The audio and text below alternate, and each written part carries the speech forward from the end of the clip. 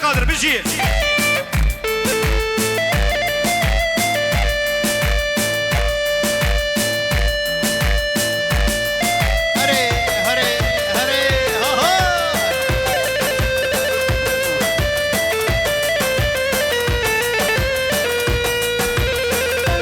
Bici, her Bici emekli komiserim Bici.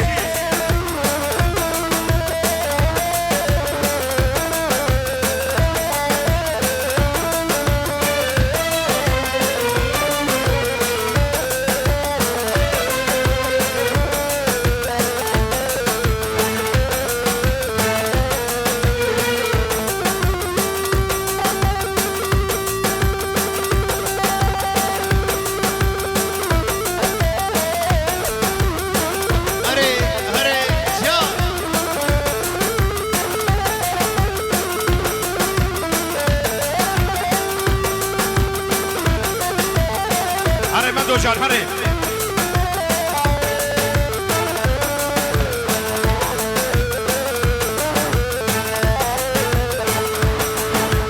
Sen de onu güneşi, sen evrozun ateşi, sen barışın simgesi, özgürlük çiçeğimsin. Sen de onu güneşi, sen evrozun ateşi, sen barışın simgesi, özgürlük çiçeğimsin. Sen şiirisi ben Ferhat, sen Dicle'si ben Fırat, sen Buras'ın ben Serhat, özgürlük çiçeğimsin, Alkamın çiçeğisin. Ha ha ha ha.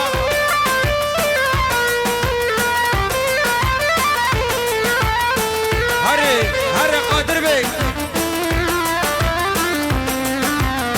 Vay Şeto Başkan, sen ne istiyorsun bu Kadir abiden? Harbici, harbici.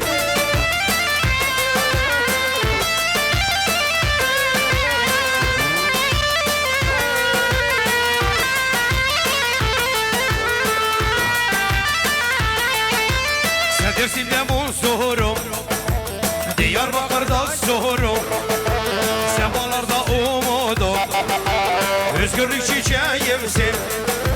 Sen Dersim'de Munsur'um, Diyarbakır'da Zuhur'um, sen bağlarda umudum, özgürlük çiçeğimsin. Sen yılmasan yılmayan, denizi korumayan, sen amesin yaşayan, özgürlük çiçeğimsin, halkamın çiçeğisin. Ya bu saat tavuk kuş